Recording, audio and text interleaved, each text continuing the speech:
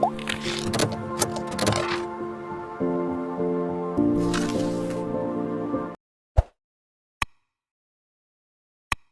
दोस्तों, ये हमारा क्लास 12th मैक्रो इकोनॉमिक्स का यूनिट 1 नेशनल इनकम और रिलेटेड एग्रीगेट्स में chapter number 1 circular flow of income का वीडियो नंबर 1 है। इस वीडियो में हम मैक्रो इकोनॉमिक्स के मीनिंग को डिस्कस करेंगे। इस वीडियो में डिस्कस टॉपिक के नोट्स और क्वेश्चन बैंक आप डिस्क्रिप्शन में दिए गए लिंक से डाउनलोड कर सकते हैं। मेरी सजेशन ये रहेगी कि आप पहले मेरे नोट्स को डाउनलोड कर लें, उन्हें एक बारी पढ़ लें और फिर वीडियो को देखें। इससे आपको वीडियो को समझने में आसानी होगी। तो चलिए दोस्तों, वीडियो को स्टार्ट करते हैं। दोस्तों, इस वीडियो से मैं आपको हर वीडियो में 6 क्वेश्चन चैलेंज दूंगा। हर वीडियो में आपसे उस वीडियो में समझाए गए टॉपिक से 6 प्रश्न पूछूंगा। 3 प्रश्न वीडियो के शुरुआत में होंगे और बाकी 3 वीडियो के अंत में। अगर आपने ये टॉपिक नहीं पढ़ रखा तो आप ये 6 क्वेश्चन वाला सेक्शन को स्किप करके पहले वीडियो में चल रहे टॉपिक को समझ लें। इसके बाद आप इन 6 सवालों को हल करने की कोशिश करें। अगर आपने वीडियो में समझाए गए टॉपिक को पहले से पढ़ रखा है और आप इन सवालों के सही जवाब नहीं दे पाए तो मैं आपको सलाह दूंगा कि आप इस वीडियो को पूरा देखें। और अगर आप इन सवालों के सही जवाब दे पाए तब भी आप इस वीडियो को पूरा देखें। आपको इस वीडियो से कुछ नया सीखने को ज़रूर मिलेगा। तो ये रहे आपके पहले 3 सवाल।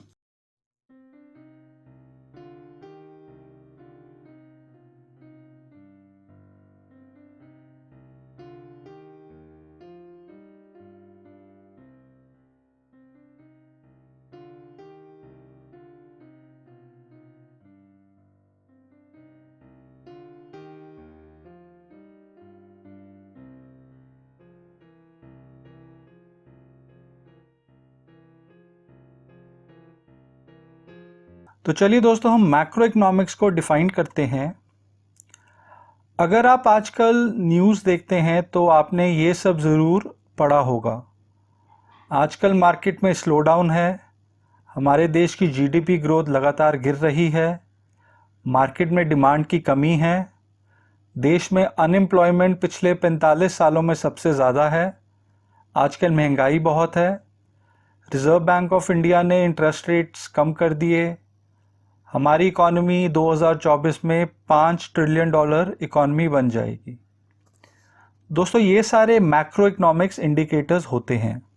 इकोनॉमिक्स सब्जेक्ट को हम 2 पार्ट्स में डिवाइड करते हैं, माइक्रो इकोनॉमिक्स और मैक्रो इकोनॉमिक्स। आपने क्लास 11th में माइक्रो इकोनॉमिक्स स्टडी करी होगी। So how is macro economics different from micro economics? इसको हम एक प्रैक्टिकल एग्जाम्पल से समझते हैं। सपोज करें एक घर में 4 रूम्स हैं। इन चारों रूम्स में बिजली ऑन या ऑफ करने के इंडिविजुअल स्विच बोर्ड्स लगे हैं। अगर हम किसी एक कमरे की लाइट्स ऑफ करेंगे तो इससे दूसरे कमरे की लाइट्स पे कोई फर्क नहीं पड़ेगा। अगर हम 4 कमरों में से 3 कमरों की भी लाइट्स ऑफ करते हैं तो इससे चौथे रूम की लाइट्स पे असर नहीं पड़ेगा। ये एक माइक्रो इकोनॉमिक स्टडी का एग्जाम्पल है जहां हम पूरे घर की जगह उसके इंडिविजुअल रूम्स को कंसिडर कर रहे हैं। अब अगर यहाँ पे पीछे से बिजली डिस्कनेक्ट हो जाती है तो फिर पूरे घर की बिजली चली जाएगी। यहाँ पे चारों रूम्स पर एक साथ असर पड़ेगा। यह अब मैक्रो इकोनॉमिक्स की स्टडी केस होगी। अगर हम घर को एक इकॉनमी माने और चारों रूम्स को उसके अंदर के इंडिविजुअल इकोनॉमिक यूनिट्स माने तो हम ये कह सकते हैं कि मैक्रो इकोनॉमिक्स पूरे इकॉनमी को स्टडी करती है और माइक्रो इकोनॉमिक्स उसके अंदर के इंडिविजुअल इकोनॉमिक एजेंट्स को। इसको हम एक इकोनॉमिक एग्जाम्पल से समझते हैं। Let's say Maruti Suzuki company अपनी कार्स के प्राइसेस को इंक्रीज करती है। अब इससे उसकी डिमांड पे असर पड़ेगा क्योंकि डिमांड ऑफ अ कमोडिटी और उसके प्राइसेस आर इन्वर्सली रिलेटेड। हो सकता है मारुति कार्स के महंगे होने से उसके कॉम्पिटिटर्स जैसे ह्यूंडई या टाटा मोटर्स की कार की बिक्री बढ़ जाए। अब यहाँ हम इंडिविजुअल इकोनॉमिक यूनिट, जो हमारे एग्जाम्पल में मारुति सुजुकी कंपनी है, उस पे कॉन्सेंट्रेट कर रहे हैं, या ज़्यादा से ज़्यादा ऑटो इंडस्ट्री पे कॉन्सेंट्रेट कर रहे हैं जब हम उसके कॉम्पिटिटर्स की सेल्स को भी कंसिडर करते हैं। ये माइक्रो इकोनॉमिक स्टडी के डोमेन में आता है, यानी कि माइक्रो इकोनॉमिक्स में थोड़ी बहुत एग्रीगेशन ही हो सकती है। अब ऑटो इंडस्ट्री में प्राइस चेंज की वजह से मोबाइल फ़ोन इंडस्ट्री पे कोई असर नहीं पड़ेगा, पर अगर गवर्नमेंट सेल टैक्स की रेट्स बढ़ा देती है तो यहाँ इकोनॉमी की सारी इंडस्ट्रीज़ को फ़र्क पड़ेगा। सब चीज़ें महंगी हो जाएंगी, जिनसे उनकी डिमांड को एडवर्सली इफ़ेक्ट पड़ेगा। अब ये मैक्रो इकोनॉमिक स्टडी की डोमेन में आएगा, जहाँ हम पूरी इकोनॉमी पे कॉन्सेंट्रेट कर रहे हैं, यानी कि मैक्रो इकोनॉमिक्स की स्टडी में 100% एग्रीगेशन होता है। आइए अब हम माइक्रो और मैक्रो इकोनॉमिक्स दोनों की फॉर्मल डेफिनेशंस को स्टडी करते हैं। Micro economics is that branch of economic theory which deals with the behavior of individual economic units of an economy। ये इंडिविजुअल इकोनॉमिक यूनिट्स एक इंडिविजुअल कस्टमर हो सकता है, एक इंडिविजुअल प्रोड्यूसर हो सकता है, एक इंडिविजुअल फर्म हो सकती है, एक इंडिविजुअल इंडस्ट्री हो सकती है, या एक इंडिविजुअल मार्केट हो सकती है। जैसे कि हमारे एग्जाम्पल में मारुति सुजुकी एक इंडिविजुअल फर्म है और कार इंडस्ट्री एक इंडिविजुअल इंडस्ट्री या इंडिविजुअल मार्केट है, इसलिए ये माइक्रो इकोनॉमिक स्टडी का पार्ट होते हैं। इसके उलट macro economics is that part of economic theory which studies the aggregates and averages of an economy as a whole। It studies not the individual economic units like a household, a firm or an industry, but the whole economic system। अब जब हम government द्वारा बढ़ाए गए tax को consider करेंगे तो ये मैक्रो इकोनॉमिक स्टडी का हिस्सा होगा, क्योंकि यहाँ पे पूरी इकॉनमी पे इसका असर होगा। मैक्रो इकोनॉमिक्स में हम एग्रीगेट कंसेप्ट्स जैसे national income, unemployment, aggregate demand, aggregate supply, aggregate consumption, aggregate savings, aggregate investment इत्यादि को स्टडी करते हैं। इन सब आइटम्स की कैलकुलेशन पूरी इकॉनमी को कंसिडर करके की जाती है। फॉर एग्जांपल, एग्रीगेट डिमांड किसी एक कंज्यूमर की डिमांड को रिप्रेजेंट नहीं करती, बल्कि एक इकॉनमी में जितने भी फाइनल कंज्यूमर्स हैं उन सब की डिमांड के सम टोटल को हम एग्रीगेट डिमांड कहते हैं। इसी तरह नेशनल इनकम किसी एक या दो इकोनॉमिक यूनिट्स की इनकम के सम टोटल को नहीं कहा जाता, बल्कि एक इकॉनमी में जितने भी नॉर्मल रेजिडेंट्स होते हैं उन सब की फैक्टर इनकम के सम टोटल को हम नेशनल इनकम कहते हैं।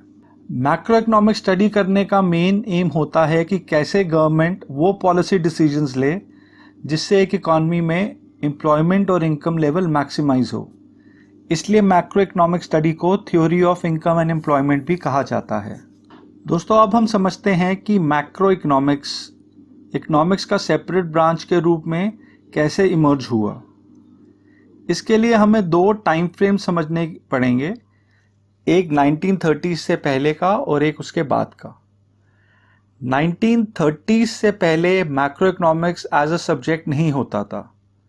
उस टाइम की थिंकिंग, जिसे हम क्लासिकल स्कूल ऑफ थॉट कहते हैं, ये कहती थी कि क्योंकि हर मार्केट में बायर और सेलर अपने सेल्फ इंटरेस्ट के हिसाब से डिसीजन लेते हैं, इसलिए इकोनॉमिक्स को पूरी इकॉनमी के बारे में अलग से सोचने की ज़रूरत नहीं होती है। कंज्यूमर हमेशा वही डिसीजन लेगा जिससे उसका कंज्यूमर सेटिस्फैक्शन मैक्सिमम हो। इसी तरह सेलर वही आइटम बेचेगा जिससे उसका प्रॉफिट मैक्सिमाइजेशन हो। इस फ्री प्ले ऑफ डिमांड और सप्लाई से इकॉनमी हमेशा फुल एम्प्लॉयमेंट लेवल पे रहती है, यानी कि जिस किसी को नौकरी चाहिए उसको वो मिल जाती है और सारी फैक्ट्रीज में जितना माल बनता है उसकी उतनी ही डिमांड हमेशा रहती है। In other words, supply creates its own demand. पर 1929 के ग्रेट डिप्रेशन ने ये वाली इकोनॉमिक थ्योरी को फेल कर दिया।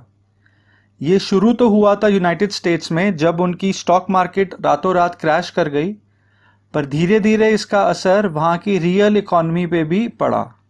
1929 से 1933 में अमेरिका का अनएम्प्लॉयमेंट रेट 3% से बढ़कर 25% हो गया और साथ में उसकी जीडीपी 33% गिर गई। क्लासिकल इकोनॉमिस्ट इसको एक्सप्लेन नहीं कर पाए। फिर 1936 में famous British economist J.M. Keynes ने अपनी book the general theory of employment, interest and money में एक नई थ्योरी पब्लिश करी जिसे हम आजकल की मैक्रो इकोनॉमिक थ्योरी कहते हैं। अनलाइक क्लासिकल इकोनॉमिस्ट जो कहते थे कि हमें पूरी इकॉनमी के बारे में सोचने की ज़रूरत नहीं है, केन्स ने कहा कि हमें पूरी इकॉनमी को समझने की ज़रूरत है, including interdependence amongst all its sectors.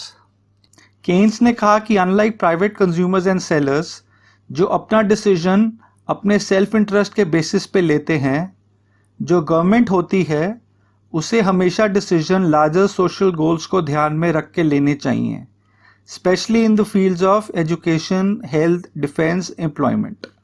और इसके लिए ज़रूरी है कि गवर्नमेंट एक बिग ब्रदर के रूप में इंडिविजुअल इकोनॉमिक यूनिट्स के डिसीजंस को लार्जर सोशल गुड के हिसाब से मॉडिफाई करे।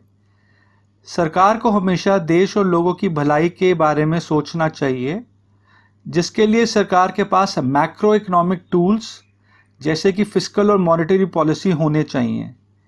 ये पॉलिसीज़ मैक्रो इकोनॉमिक स्टडी के डोमेन में आते हैं। अब हम देखते हैं कि मैक्रो इकोनॉमिक्स के कौन कौन से कंपोनेंट्स या टूल्स होते हैं। हम पॉइंट नंबर 1, 2 और 3 यानी कि theory related to equilibrium level of output and employment, theory related to inflationary and deflationary gap in the economy, fiscal and monetary policies, ये तीनों को हम यूनिट नंबर 3 में डिटेल से पढ़ेंगे।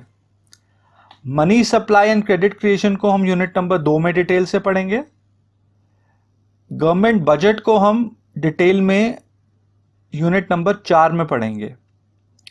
Exchange rate and balance of payment को हम detail में यूनिट नंबर 5 में पढ़ेंगे। फाइनली दोस्तों, हम मैक्रो इकोनॉमिक्स की इंपॉर्टेंस को समराइज करते हैं। आप इन सारे पॉइंट्स को ध्यान से पढ़ें। शायद अभी आपको इनमें से काफ़ी टर्म्स समझ नहीं आएंगी, पर जब आप सेशन के एंड तक पूरा इंट्रोडक्टरी मैक्रो इकोनॉमिक्स कवर कर लेंगे तो आपको ये सारे पॉइंट्स अपने आप समझ आ जाएंगे।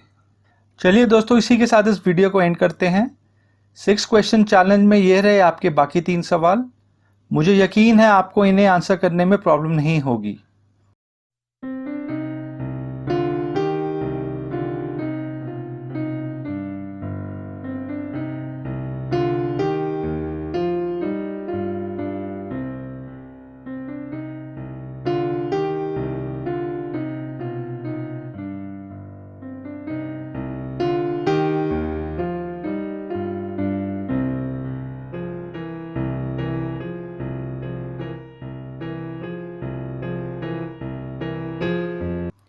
अगर आप इस वीडियो में डिस्कस टॉपिक के नोट्स और क्वेश्चन बैंक को डाउनलोड करना चाहते हैं तो डिस्क्रिप्शन में दिए गए लिंक को क्लिक करें। और अगर आपको वीडियो इन्फॉर्मेटिव लगा है तो आप इसको लाइक कीजिए, अपने दोस्तों में इसे शेयर कीजिए, चैनल को सब्सक्राइब कीजिए और बेल बटन को क्लिक कीजिए ताकि आपको मेरे अगले वीडियो की नोटिफिकेशन मिल जाए। तो चलिए दोस्तों, आपसे अगले वीडियो में मिलते हैं, जो कि होगा 4 फैक्टर्स ऑफ प्रोडक्शन और 4 सेक्टर्स ऑफ द इकॉनमी पे।